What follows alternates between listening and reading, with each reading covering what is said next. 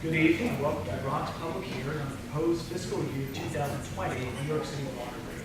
I'm Warren Osmond, and for this evening I will serve as the hearing officer. I'd like to take just a minute to give a brief overview of the evening's process. First, I want to thank the Hostos Community College. Second, please fill out and place certain documents in the official record contained by the law. These include the notice designated the hearing officer, a copy of the public notice listing this hearing and affidavit of publication, draft of the proposed water and wastewater rate schedule, public information regarding water and wastewater rates, a copy of the available, and finally, all written statements submitted by members of the public and right to the water and wastewater. These items are marked as 45 in the In just a moment, we'll hear a presentation from the New York City Department of Environmental Protection Commissioner Vincent Sapienza on the water rate proposal. And then we'll open the meeting to hear from you and hear from the public. I would also like to acknowledge Winston Shirley, the Chief Inspector from DEP's Bureau of Customer Service, who's here today to answer any questions about our Customer Service Division or anything else about your bills or DEP in general. He's an extremely knowledgeable, experienced individual. He's here today to help anyone out. Finally, if you've not yet signed up to speak but would like to, please take a moment to do so at the registration table. In addition, anyone who wishes to submit written testimony to the New York City Water Authority can do so until the close of business on June 13th. These statements will be entered into the record and copies will be distributed to the water board members for their review and consideration prior to the rate schedule for fiscal year 2020. Now, I'd like to introduce other individuals who are up here on the dais with me. To my left, we have the water board members themselves. Starting with the individual nearest to me, we have Evelyn Fernandez-Ketchum, who this evening is the acting chair of the water board. To her left is our water board member, Arlene Shaw, and to her left is Jonathan Golden. And finally, to my right, we have New York City Water Board Executive Director, Joe Miller. Now, before we begin, acting chair Fernandez-Ketchum, do you have anything you'd like to add? I'd just like to say good evening, everyone that's here, and I'd like to extend a personal apology from Chair Council Carney, who sends his regards and sorry he couldn't be here tonight. But thank you for being here, and we hope to hear from you. Please, this is an open forum for people to comment tonight, and we'd like to hear from you. All right. Thank you, Acting Chair Fernandez-Ketchum. Now, I would like to introduce and welcome at the podium DEP Commissioner Vincent Sapienza, who will deliver the first portion of the FY20 rating program. Good evening, members of the public, board members, and board staff. So I'm going to give an overview of some DEP background and initiatives, and then I'll turn it over to Executive Director Joe Miller to speak about the rate proposal itself. So just the background on DEP, our primary function is to serve as the water and sewer utility for the city of New York. We provide about 1 billion gallons a day of drinking water to more than 9 million New Yorkers, including some upstate communities, sent down to the city through a system of tunnels and aqueducts from a watershed that includes 19 reservoirs and 3 controlled lakes. After that drinking water is used, we then treat that wastewater at 14 wastewater treatment plants before it's released back into the environment. And those wastewater treatment plants and the investments that have been made by all New Yorkers in harbor water quality have really paid off, and we'd like to show this graphic that just shows over the past generation the improvements in water quality. This is fecal coliform bacteria concentrations. And in 1985, some water bodies like the Hudson River or Upper Bay were near open sewers with high bacteria counts, and today, much of the harbor is actually in the swimming style. The mayor recently released the executive 10-year capital plan. This is what it looks like for DEP, total $20.1 billion. And we segmented the pie into where that $20.1 billion is allocated to. So we'll start at the top left. Water supply upgrades. These are for our reservoir systems, dams, and aqueducts. $2.77 billion. BWT is Bureau of Wastewater Treatment or our treatment plants, about $5 billion to upgrade those plants to make sure they are maintained in a state of repair. About $2 million to replace aging water mains. SEQ is Southeast Queens, so that's the part of the city that had never gotten the storm sewers that was required to have. It was often flooding that the residents experience, so we're making sure that they get their fair share of the system. New sewers, about $3 billion is to replace again aging infrastructure. And then about a quarter of the pot, the upper right, is mandated projects, and these are federal and state requirements as legislators and regulators pass new requirements to laws. We have to meet those as well. So just some of the highlights of this new capital plan that we recently released, the $1 billion plan, has an increase in funding of $447 million compared to the prior plan. And just some of the highlights there, $110 million for water and sewer infrastructure work, an increase of $110 million. Another $59 million to complete re-infrastructure projects in Southeast Queens, $57 million for construction work in Long Island City, and this is regardless of whether Amazon was coming or not. It's that a lot. And $52 million for Blue Belt projects. Just a couple of highlights of work that's being done in the Bronx that's in the plan. So just at the top is re-infrastructure in Westchester Creek, Hutchinson River, and Bronx River. And this is basically to soak up storm water before it runs off and pollute those water bodies. So we're building a lot of right-of-way rain gardens, many of them you've seen in these communities. And then we're spending $204 million for the Hutchinson River. And again, this is to reduce combined sewer overflows that go into the Hutchinson. We'll be capturing some of those overflows and chemically disinfecting. So now I'm going to turn it over to Executive Director Joe Muir to talk about the rate proposed increase. Thank you, Commissioner. Thank you, board members, for being here. Thank you to members of the public for being here as well. So as was announced on May 1st, we are proposing for fiscal year 2020 a 2.31% rate increase. That comes out to $1.35 to $1.82 per month on bill impacts. So I think, and as you can see by the chart, we continue to keep a moderate increase of rates there. I think we can attribute a lot of this to, the Blasio administration's commitment to first reduce and then to eliminate the rental payment, which has been, put back in helping to mitigate the impact of rate increases. As to the bill impact, a typical monthly bill, as stated, will go from an increase by approximately $1.35 to $1.82. For the average annual single-family charge, that will be an annual increase of just under $22. For the average annual multifamily meter charge, that'll be $16.22. For the multi-conservation program, that would be an increase per residential unit of $23.76. And, as before, in previous years, we're continuing to keep the minimum charge as is.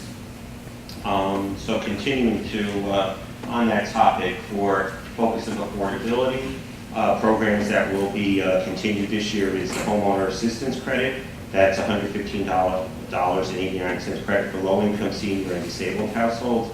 The multi-family assistance credit, $250 credit for affordable multifamily properties. The minimum charge freeze, 0% increase for water rate charged on low usage properties, remaining at 49 cents per day, and the leak repair credit, continuing to program to issue partial credits for excess charges for leaks that are repaired. Again, we would like to highlight how cost effective we've been managing the system, and that the water board is able to consider a moderate rate increase because we, kept these at the rate that has been consistently below the city average for the past few years. So we are at New York City as of this year. We've also transferred from doing, 80,000 gallons per year for single-family home to 70,000. That continues to highlight the effectiveness of both efficiency programs the cities have been putting in place, as well as just the general change as the market has been developing new housing stock and new development goes forth, and more efficient fixtures are put in across the board. I think we talked about the minimum charge freeze. So that applies to customers with low consumption. Usage threshold is less than 92 gallons per day. Bills are calculated using a fixed water rate. Metered rates are not used. Fixed water rates will remain at the 49 cents per day for water, and combined water and sewer rate at $1.27 per day. Total annual water and sewer bill at $463 per household. Next is another policy change being considered, which is disqualification due to DEP violations.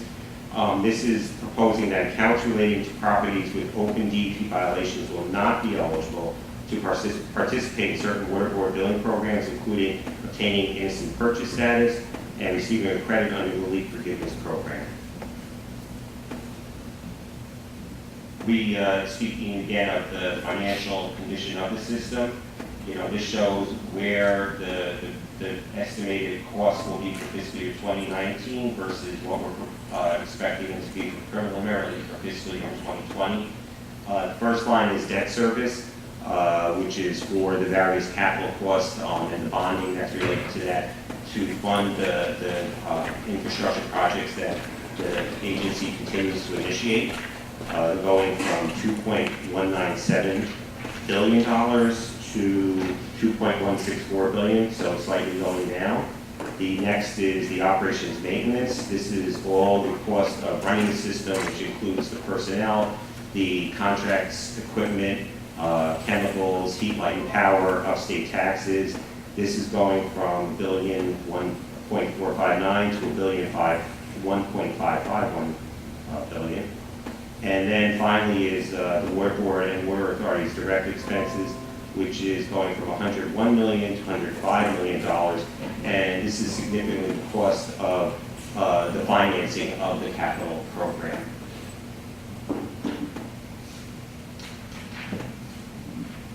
So to recap, again, we're proposing a 2.31% rate increase for the water board to consider.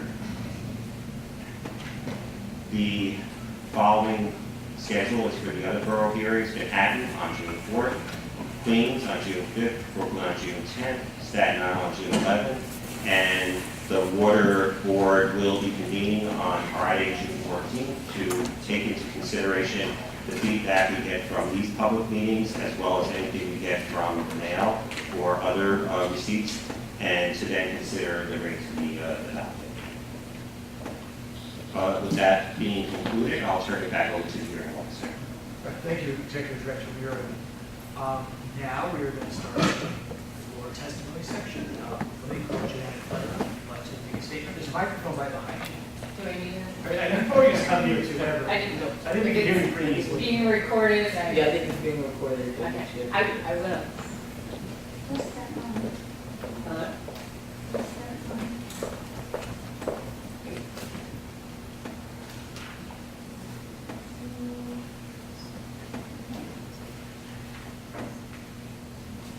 Might be right on the bottom.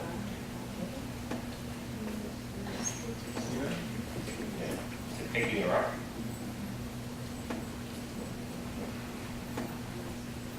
Just come up. These microphones, come up here and talk to us. No? Great. Seems like a lot of pomp and circumstance. Hello, my name is Johanna Kletter. I'm a 19-year resident of the Bronx and work as the Director of Finance for University Neighborhood Housing Program. I've testified several times and attended many water board meetings downtown. My nonprofit provides affordable low-income housing to residents of the Northwest Bronx. We thank the Water Board and DEP for continued focus on affordability and the implementation of the new multifamily water assistance program for affordable housing. However, we oppose the 2.31% rate increase. This increase will put our water and sewer costs at $1,052 per unit per year, because the majority of my units are above and on the multifamily conservation program fixed rate.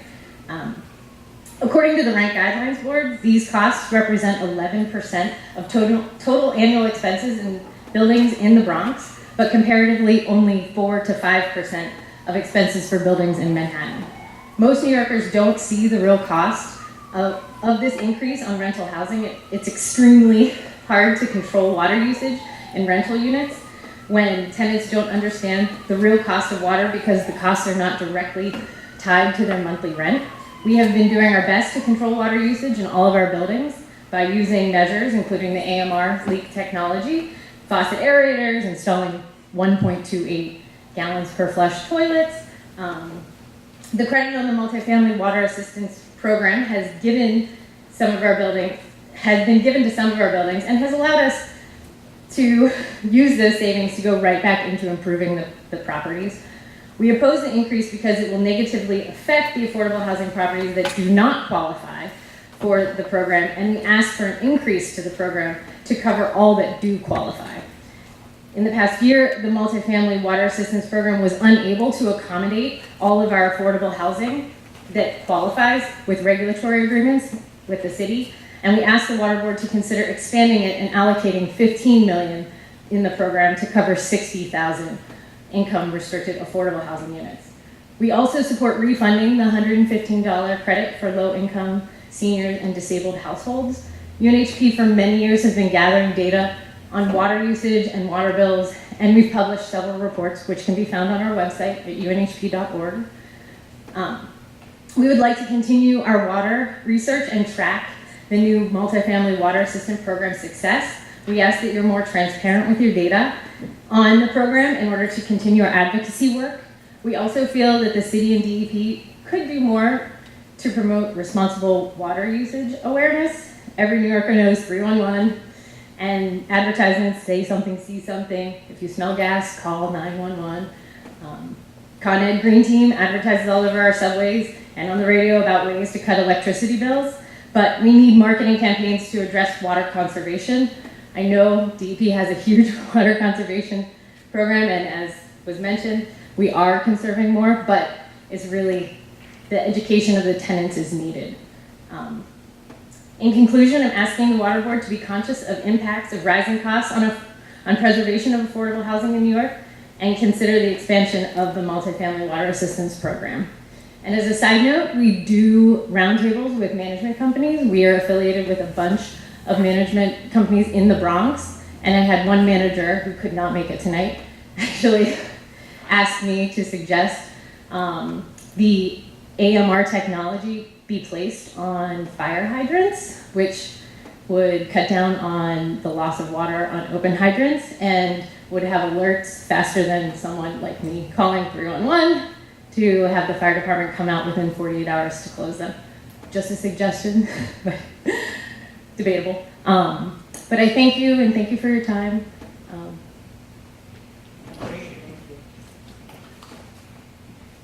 I have copies. I have 2 copies. Oh, thank you. Now, we have your second registered speaker, who's Michelle Ruby. Come up. Hi, good evening, and thank you.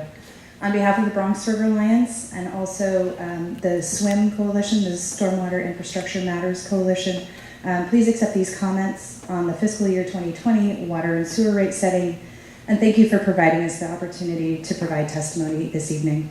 The Bronx River Alliance serves as a coordinated voice for the river and works in harmonious partnership with more than 100 organizations and agencies to protect, restore, and improve the Bronx River as an ecological, recreational, educational, and economic resource for the communities through which the river flows. Each year through our diverse programming, we engage over 1,500 paddlers, 2,000 students and educators, and thousands of volunteers who come into contact with the river, some for the first time, even though they are lifelong Bronx residents. We are deeply concerned about the impact of combined sewage overflows and polluted stormwater on the river's health and on the impact to human health for everyone who uses it as an educational, recreational resource, and also for those who consume the fish that they're taking from the river. First, we appreciate and support the decision to forego the rental payment once again in fiscal year 2020. This provides an opportunity to direct additional necessary resources towards improving our water infrastructure. We urge the Water Board to ensure that DEP puts these resources towards priorities such as reducing combined sewage overflows and improving stormwater management, both of which are needed to achieve fishable, swimmable waters for New Yorkers as required by the Clean Water Act which, if you're not familiar, said that all waters in the country should be fishable and swimmable by 1983. And to protect neighborhoods from flooding and sewer backups when it rains, I'll reinforce the point about open fire hydrants. In the Bronx River, we have more combined sewage overflows that the DEP doesn't even report because the modeling doesn't pick it up because of open fire hydrants cause sunny day storm CSO events. And that goes directly into the Bronx River. Second, although allowing the rental payment to be used for water infrastructure improvements is very helpful, it's unfortunately not enough. We, along with our colleagues in the SWIM Coalition, urge the Water Board to mandate that DEP modernize New York City's rate structure to equitably incentivize responsible stormwater management to reduce the burden that protected stormwater places on the city's sewer systems and waterways. The rate structure should create incentives, not only for efficient water use and conservation, but also for responsible stormwater management that reduces the burden on the city's sewer system and lowers overall costs for taxpayers or ratepayers. It should also ensure that all New Yorkers have affordable access to water and sewer service sufficient to meet their basic needs, even as rates rise over time, to maintain and improve the system. This is particularly imperative for residents in the many environmental justice communities in the Bronx. The city's current rate structure is blind to how much stormwater pollution a property generates and instead lumps wastewater and stormwater into one charge based on how much potable water is used. This is an inequitable system in which properties with large impervious areas but only a few bathrooms, like big box stores with a parking lot, are paying the same rate as 1 and 2 family residential properties with a vegetated yard, which generates far less stormwater runoff. New York can do better. Cities around the US have restructured their water and sewer rates to address the issues of damages to their sewer system and waterways caused by stormwater runoff. DEP must modernize its rate structure to use best practices and ensure that the costs to address stormwater runoff from our densely developed and highly impervious surface areas are spread equitably among ratepayers. It's crucial that the city restructure this water rate such as that those who generate stormwater pollution pay their fair share of the associated costs. We understand that it takes a lot of money to treat all the water, but there are better ways to do it than we're currently discussing. The rate structure should create incentives for responsible stormwater management that reduces the burden on the city's sewer system and lowers overall costs for ratepayers. It would not create a new fee. Rather, it would shift more of the payment for stormwater management to those properties that generate the most stormwater pollution. And today is the best example of this. Instead of hiding the cost of stormwater management within the wastewater charge, once again, we call on the Water Board to require that the DEP expedite the current 3-year timeline and facilitate early and meaningful stakeholder participation for their forthcoming sustainable rate structure study. We recommend that the DEP create an equitable rate restructuring advisory committee composed of key community stakeholders, environmental justice advocates, professionals, financial analysts, policy experts, and advisors from cities that have already restructured their rates. It's important to ensure that the study explores scenarios that will promote equitable generation of needed revenue, widespread use of green infrastructure, green stormwater infrastructure, water conservation practices, and affordable access to water and sewer for all of our residents. Thank you. Thank you. Is there anyone else who would like to present testimony to the board at this time? Thank you very much. At this point, I would like to go ahead and conclude the hearing. I would also like to remind anyone who would like to submit written remarks to do so up until June 13th at 5 p.m. the day before the board formally votes to adopt the rate increase. Thank you. The letters weren't due by 5 p.m. today? No. Because For consideration of this hearing. We don't vote until the 14th. So we'll we have submit until- the letter too that I've just read. Great, thanks. We have more time to think about it. Yeah. Could be fun. Yeah, exactly.